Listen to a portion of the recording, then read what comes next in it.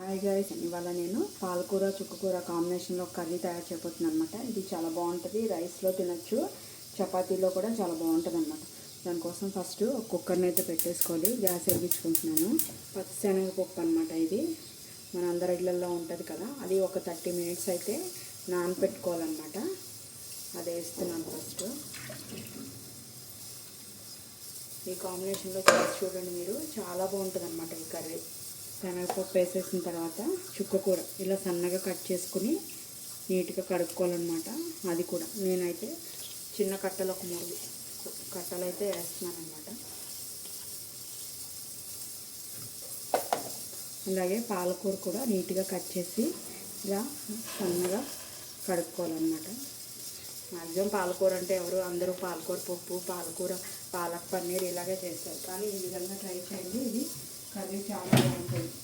ఒక medium size tomato and 4 పచ్చిమిరపకాయలు ఇలా కట్ చేసుకుని వేసుకోవాలి.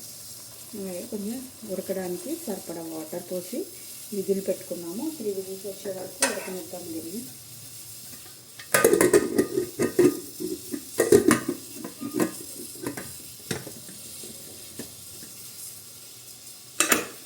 త్రీ విజిల్స్ వచ్చే వరకు ఉడకనిద్దాం.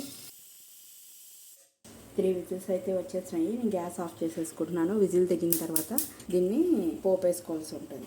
విజిల్ కూడా దిగిపోయిందనమాట. మూత తీసుకొని చూసుకుందాం ఒకసారి. చక్కగా ఉడికిపోయింది. కంపల్సరీ వీక్లీ వన్స్ అన్న మనం లీఫీ వెజిటేబుల్స్ అయితే తినాలన్నమాట. పిల్లలకు కూడా ఇప్పుడున్న జనరేషన్ వీళ్ళు మొబైల్స్ అవన్నీ చూస్తున్నారు కాబట్టి వాళ్ళ ఐస్కి కూడా చాలా మంచిది. సో వీక్లీ వన్స్ అన్నా మనము ఏదో రకంగా ఆకుకూర తినాలన్నమాట. అది అయిపోయిన తర్వాత ఇందులో టేస్ట్కి సరిపడా సాల్ట్, పాలకూరలో కొంచెం సాల్ట్ ఎక్కువే ఉంటుంది, ఎప్పుడైనా కూడా చూసేసుకోవాలి. నేనైతే 1 స్పూన్ వేస్తున్నాను. తర్వాత టేస్ట్ చూసుకుని అడ్జస్ట్ చేసుకుంటాను. 1 స్పూన్ కారం, 1/2 స్పూను పసుపు. ఇది వేస్తేనే కూర టేస్ట్ ఉంటుంది అనమాట. ఫస్ట్ గ్యాస్ అయితే వెలిగించుకుంటున్నాను. ఇదంతా కూడా ఒకసారి కలుపుకోవాలి. మనం ఆవకాయ పెట్టుకుంటాం కదా ఇంట్లో, దాని తాలూకా గ్రేవీ అండ్ ముక్కలు అది వేసుకుంటేనే చాలా బాగుంటుంది టేస్ట్. నేను ఒక 2 ముక్కలను 1 స్పూన్ గ్రేవీ అయితే వేసాను అనమాట. ఇలా ఆవకాయ గ్రేవీ వేసి చేస్తే చాలా బాగుంటుంది పులుసు అన్నది.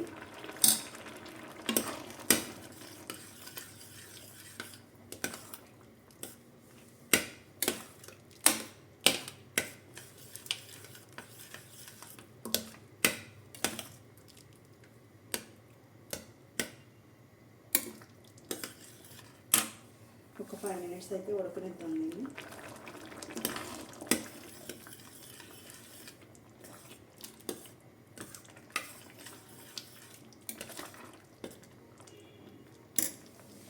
కర్రీ అయితే దగ్గర పడిపోయిందన్నమాట. దీని పక్కన పెట్టేసుకొని సేమ్ అదే పొయ్యి మీద ఒక చిన్న బాండి, దీనికి పోపు వేసుకోవాలన్నమాట. బాండి పెట్టుకొని ఒక 2 స్పూన్స్ ఆయిల్ వేసుకున్నాం.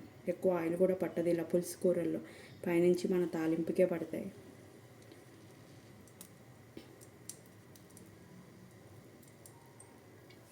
ఒక స్పూను మినప్పప్పు, ఒక ఎండుమిరపకాయ, కచ్చాపచ్చాగా దంచుకున్న వెల్లుల్లిపాయ, 1 స్పూన్ జీలకర్ర, 1 స్పూన్ ఆవాలు. నేను కరివేపాకు పక్కకు తీసుకెళ్ళి వేస్తున్నాను అనమాట, చిప్పట్లాడుకోవాలని. ఇందులో పైనుంచి ఒక చిటికెడు ఇంగువ. సరే ఈ విధంగా ఫ్రై చేసుకొని దీన్ని పక్కకు తీసేసుకుందాం. ఇప్పుడు ఈ పులుసు కుక్కర్ ఉంది కదా, అది మళ్ళీ గ్యాస్ మీద పెట్టేసుకుందాం. ఈ తాలింపు అనేది ఇందులో వేసేసుకోవాలి.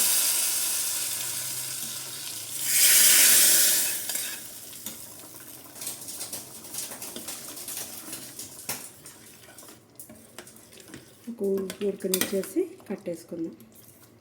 ఇలా కనుక ఈ పులుసు కనుక మీరు ఇదే విధంగా నేను చెప్పినట్టు టిప్స్ అన్నీ ఫాలో అయ్యి ఈ విధంగా చేస్తే అల్టిమేట్గా ఉంటుంది అనమాట. ఇది రైస్కి, చపాతీకి చాలా బాగుంటుంది కర్రీ అన్నది. నేను సర్వింగ్ బౌల్లో తీసుకుని చూపిస్తాను. ఇది సర్వింగ్ బౌల్లో కూడా తీసేసుకున్నాను అనమాట. పాలకూర చుక్కకూర పులుసు రెడీ అయిపోయింది. మీరు కూడా తయారు చేసుకొని టేస్ట్ ఎలా ఉందో నాకు కామెంట్ చేయడం అయితే మర్చిపోకండి. మీరు ఫస్ట్ టైం కనుక నా ఛానల్ చూస్తున్నట్టయితే సబ్స్క్రైబ్ చేసుకోండి. ఫ్యూచర్ వీడియోస్ కోసం బెల్ బటన్ ప్రెస్ చేయడం అయితే మర్చిపోకండి. Thank you guys.